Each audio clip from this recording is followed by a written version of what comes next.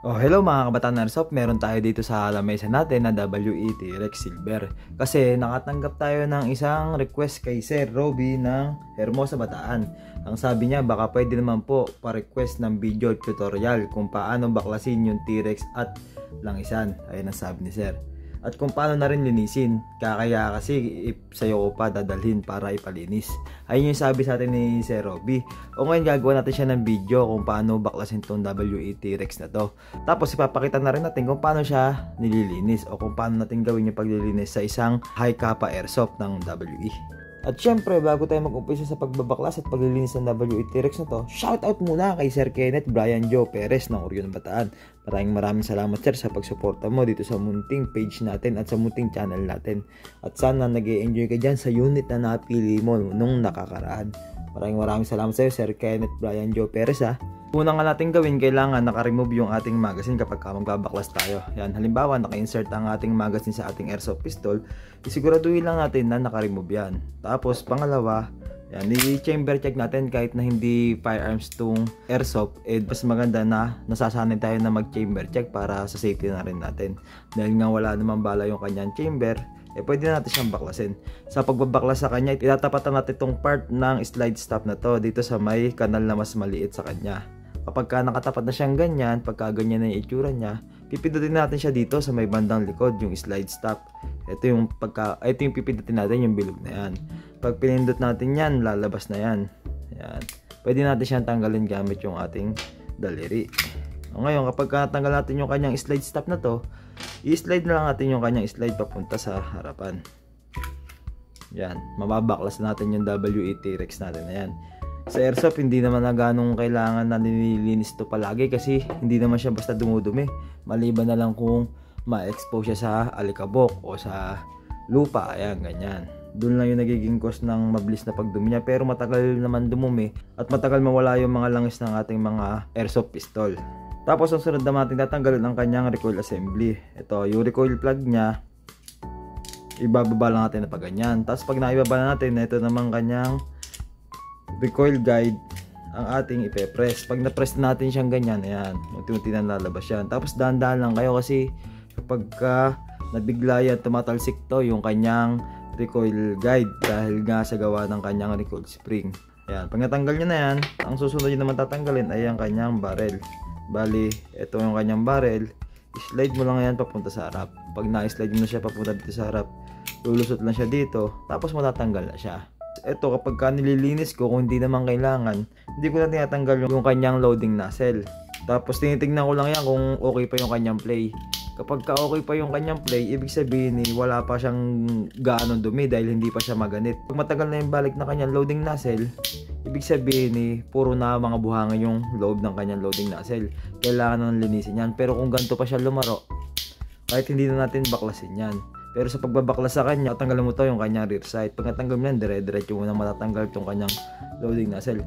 Tapos ang karaniwan na ginagawa ko dyan, kapag hindi na siya malangis, doon ko na siya i-sprayan ng Pop Dino silicone oil. Halimbawa, yan, i-sprayan ko yan kapag lahat ng moving parts niya, yung mga parts na nag-i-slide sa kanya, ini-sprayan ko yan pagka wala na siyang gaano langis. Kapag may dumi naman siya, pag nakita ko madumi naman yung kanyang slide, pati yung ibang internal parts niya, pupunasan ko yan ng basahan.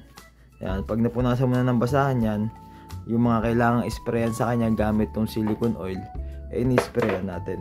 Hindi ako madalas nag-spray ng silicone oil. Nag-spray lang ako kapag kailangan talaga. Halimbawa, magre-repair ako ng magazine na may singaw. Ini-sprayan ko yung o-ring, pati yung paligid ng pinaglalagyan ng o-ring ng ating magazine. Pero kung every gamit, kailangan sprayan ito. Kasi mayroong mga ibang nagsasuggest na bago kayo maglagay ng green gas, sprayan nyo raw to, yung output valve, yung inlet, pati yung ibang parts, yung nozzle. Sabi nila ganun daw yung gawin.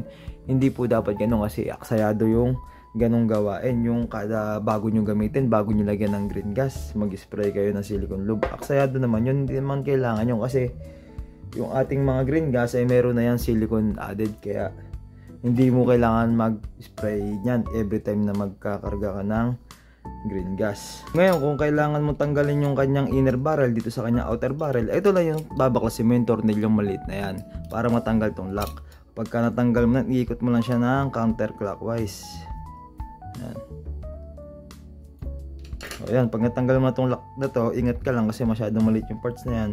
Mapaghihiwalay mo na yung kanyang outer barrel tsaka yung kanyang inner barrel. Kung gusto mo rin linisan yan, punasan mo lang siya ng malinis na basahan. Punas ka lang ng ganyan. Tapos kuha kang panundot mo. Yan, linis na yan, ganyan. Halimbawa, nalinis natin. Malinis na kasi ito eh. Halimbawa, ganun, nalinis mo na. O, balik mo na yan. Sa pagbabalik naman, ganun lang din kung paano mo siya baklasin. Ngayon, ito yung kanyang lock. Isalpak mo yung kanyang lock. Ganyan yung magiging position ng lock niya. Pag nandiyan na yung lock niya, hawakan mo ng daliri mo. Saka mo naman ibalik yung tornilyo niya. Pag nabalik mo na yung kanyang inner barrel tsaka outer barrel, ayun na magiging itsura niya, maglalak na ulit yan. Ngayon, dahil nga gumagalaw tong part na to, nasa sayo naman niya kung gusto mong isprayan dito sa may pagitan ng inner barrel tsaka ng kanyang outer barrel para hindi siya gano'ng nagkakaskasan. Ayan, ganyan yung ginagawa ko sa paglilinis. Tapos dito naman sa kanyang frame, wala naman ako ganong nililinis dyan, pero kung gusto mo linisin yan, kailangan mong baklasin isa-isa yan. Dito ako magmumula sa pin ng kanyang magwell. Tanggalin mo yan, tapos hanggang sunod-sunod na yan, matanggal mo siya. Pero dahil nga hindi naman gano'n siyang dumudumi, kadalasan ang ginagawa ko sa paglilinis niyan, isprayan ko lang to yung moving parts ng kanyang hammer assembly. Yan, pag na-sprayan ko na yan, nakakita ko na wala namang ganong mga ali-alikabok, wala namang ganong mga buhangin, okay na para sa akin yan. Ganun na yung ginagawa kong paglilinis mga kabataan airsoft. Tapos kapag nalinis ko na, ibalik ko na unti-unti yan. Tapos dito na tayo sa pagbabalik. Ibalik natin itong kanyang barrel assembly. Yan, dito lang, pasok lang natin siya. Tapos ang susunod naman natin yung kanyang recoil assembly. Ito yung recoil plug niya. Ilagay lang natin dito sa may kanyang recoil spring papunta sa recoil guide. Tapos press lang natin siya ng paganto. Para siyang hiringgilya, di ba? Ganyan siya. Ipe-press mo lang siyang paganto. Tapos kapakapain mo, ipasok mo siya dito sa may kanyang slide papunta sa kanyang barrel. Tapos ayan, kabit na yan. Ayan, pipitik na yan. Ingat lang kayo kasi baka maipit kayo dito. Ganyan na yung pagkakabit ng slide mga kabataan airsoft. O, tapos kapag okay na, nalinis nyo na nga siya, balik na siya. Pag naibalik na siya, ayan, ibalik nyo sa original position yung kanyang slide at saka yung kanyang frame. Ngayon, tapos ibalik nyo na itong slide stop. Pag nabalik na yung slide stop, itapat nyo lang ulit sa mas maliit na kanal. Ayan. Pag natapat nyo na yan, itulak nyo na yan. Ayan. Goods na yan. Ganun lang yung simple paglilinis na ginagawa ko sa mga high kappa pistol. O yan, Sir Robby, sana kahit paano nasagot ko yung munting request nyo at katanungan kung paano babaklasin at linisin itong W80 Rex nyo. Tamang-tama, W80 Rex din ang isa sa mga personal unit natin. Kaya sana kahit paano, naituro ko ng maayos sa inyo. Kung nakulangan pa kayo sa sagot ko, sir, sa munting video na to, i-message nyo lang po ako at sasagutin ulit natin yan. O paano ba yan mga kabataan airsoft? Maraming salamat sa panonood nyo ha. Bye-bye!